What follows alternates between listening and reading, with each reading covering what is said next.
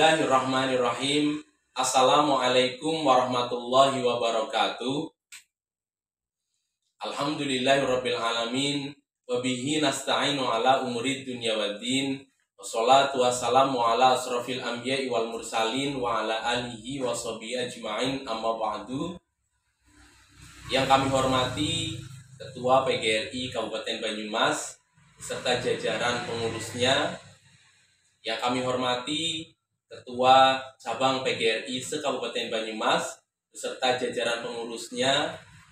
Yang kami hormati para anggota PGRI se-Kabupaten Banyumas, khususnya yang berada di wilayah Kecamatan Gebasen, serta kaum muslimin dan para pemirsa semuanya. Alhamdulillahirabbil alamin. Puji syukur mari kita panjatkan kehadirat Allah Subhanahu wa taala dengan lafal tahmid alhamdulillahirabbil alamin. Alhamdulillah karena sampai detik ini Allah telah mengaruniakan banyak nikmat kepada kita. Salah satunya yaitu nikmat sehat dan sempat, sehingga alhamdulillah kita bisa bersama-sama bermuajahah secara virtual dalam kegiatan ngaji bareng PGRI Kabupaten Banyumas. Sholawat salam semoga tetap tercurah kepada junjungan kita Nabi Agung Muhammad Sallallahu Alaihi Wasallam yang kita harapkan syafaatnya. Mudah-mudahan kelak kita dan keluarga kita akan mendapatkan pertolongan di yaumil kiamah. Bapak Ibu kaum muslimin muslimat yang dirahmati Allah, pada kesempatan yang berbahagia ini ngaji bareng PGRI Kabupaten Banyumas akan kami isi dengan tausiah dari beliau Bapak Komarudin SAG. Beliau adalah salah satu anggota PGRI di wilayah Kecamatan Gebasen dan sekarang bertugas sebagai Kepala MI Ma'arif NU Randegan, Kecamatan Gebasen, Kabupaten Banyumas. Pada kesempatan sore hari ini, beliau akan menyampaikan kultum dengan tema 3 jalan menuju zuhud. Baiklah, langsung saja mari kita simak uraian hikmah dari beliau Bapak Komarudin SAG dengan tema 3 jalan menuju zuhud. Kepada Bapak Komarudin SAG kami persilahkan. Assalamualaikum warahmatullahi wabarakatuh. A'udzubillahi minasyaitonirrajim. Bismillahirrahmanirrahim. Alhamdulillahirabbil alamin. Alhamdulillahilladzi ja'ala ramadhana shahra shiyam. Wassalatu wassalamu ala sayyidina Muhammadin khairil anam wa ala alihi wa ashabihi wa man tabi'ahu ila yaumi siham. Qala rabbi shrah li sadri wa yassir li amri wahlul 'uqdatam min lisani yafqahu qawli, amma ba'du. Ayuhal hadirun rahimakumullah. Alhamdulillahirabbil alamin. Tidak terasa bulan suci Ramadan telah kita lewati hampir 9 hari. Kita berharap amal ibadah yang telah kita kerjakan siang dan malam semuanya menjadi amal yang maqbul indallah. Allahumma amin. Para pemirsa rahimakumullah, pada kesempatan ngaji virtual bareng PGRI hari ini kami sampaikan sedikit kajian tentang 3 jalan mencapai kezuhudan. Bapak Ibu rahimakumullah, adalah beliau Imam Ibrahim, seorang tokoh sufi besar pada zamannya. Pernah ditanya oleh seseorang tentang kesuksesannya mencapai tingkat kezuhudan. Nama lengkapnya adalah Ibrahim bin Adham. Beliau menjawab ada 3 hal. Yang pertama, kulihat kuburan adalah alam yang begitu mengerikan. Sedang aku tidak punya teman yang bisa menghilangkan rasa takut. Jawaban yang kedua, kulihat perjalananku sangat jauh. Sedang aku tidak punya bekal yang mengantarkanku ke tujuan. Yang ketiga, beliau menjawab, kulihat Tuhan yang Maha Perkasa sebagai hakim, sedang aku tidak punya alasan untuk membela diri. Hadirin rahimakumullah, sedikit kami jelaskan. Pertama, kubur yang dipandang sebagai alam yang mengerikan, menakutkan. Kita sama-sama mengetahui bahwa kubur bisa berwujud raudhah min riyadil jannah atau kufroh min kufarin niron, tergantung kepada siapa yang memasuki dan apa bekal yang dibawanya. Jika kita memasuki kubur dengan bekal yang cukup dan mendapat rahmat Allah, maka kubur akan menjadi taman surga.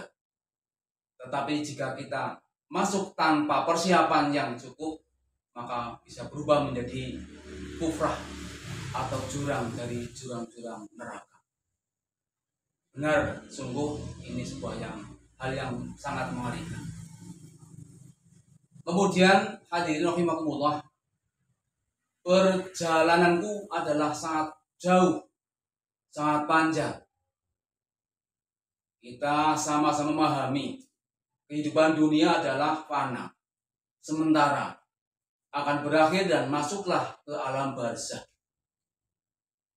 Dari alam barzakh akan berpindah menunggu yaumus sangah, hari kehancuran, yaumul qiyamah, hari kebangkitan, yaumul mahsyar, hari dikumpulkannya semua manusia dalam satu tempat, yaumul hisab, hari perhitungan amal, yaumul mizan, hari pertimbangan amal, dan pot sirot, dan akhirnya akan sampai di titik akhir surga atau neraka.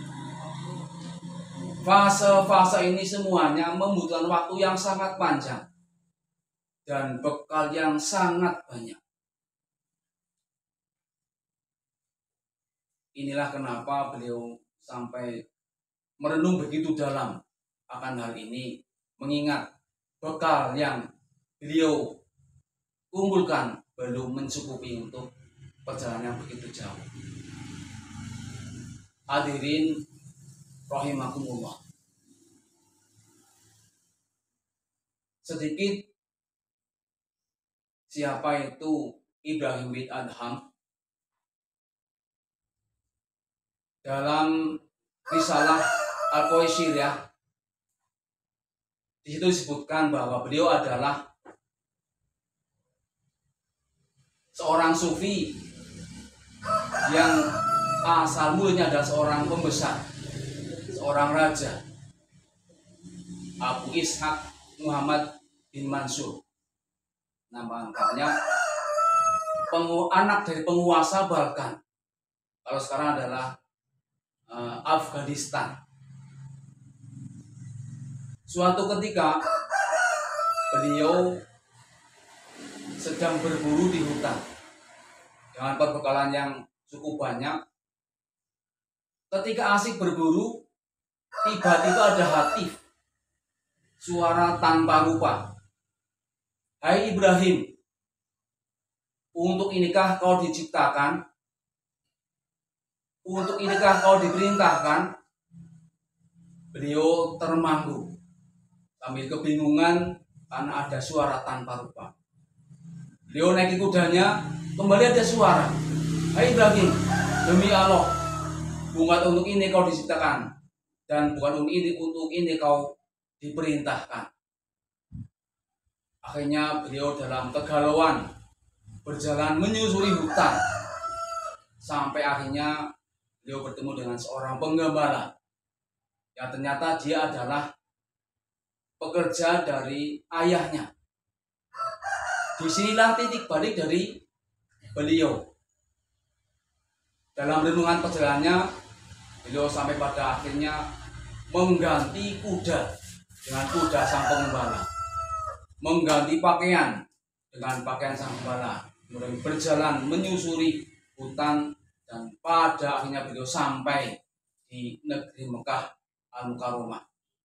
Kemudian belajar agama, berguru kepada imam besar pada waktu itu, Sufyan Ats-Tsauri.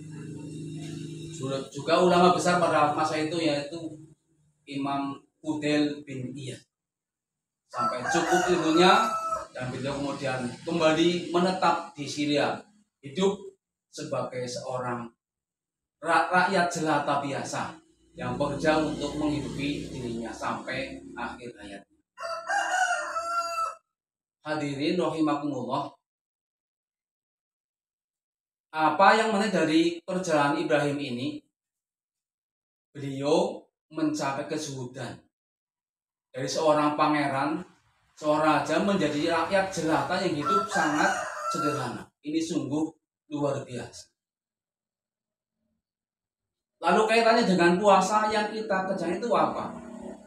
Hadirin rahimakumullah, Allah berfirman, ya ayyuhalladzina amanu kutiba alaikumusyamu kama kutiba alal ladzina min qablikum la'allakum tattaqun. Allah berharap orang-orang beriman yang berpuasa pada akhirnya menjadi pribadi yang muttaqin. Pribadi yang muttaqin. Dalam pribadi itu ada azas-azas kezuhudan. Yang pertama, menjalani semua yang menjauhkan semua yang diharamkan. Yang kedua, menjalankan semua yang diperintahkan. Dan yang ketiga, memanage dunia menjadi pijakan menggapai kehidupan hakiki akhirat. Inilah hubungan puasa dan kezuhudan.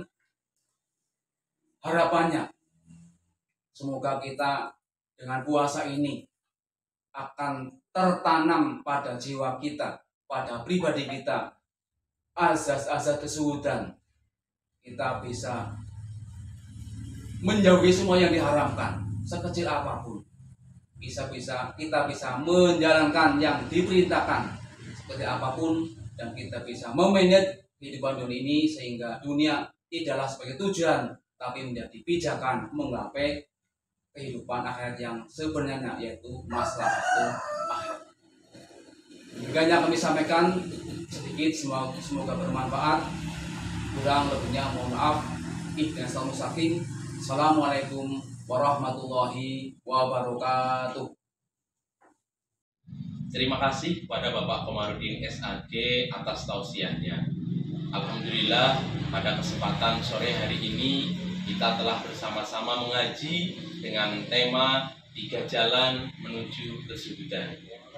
Sebagai kesimpulan, marilah kita berupaya untuk menjadi pribadi muslim yang zuhud, yaitu 1, yang bisa menjauhi semua yang haram, 2, yang bisa mengerjakan segala yang diperintahkan, dan yang ketiga, menjadikan dunia ini bukan sebagai tujuan, tetapi sebagai pijakan untuk menggapai kehidupan yang hakiki.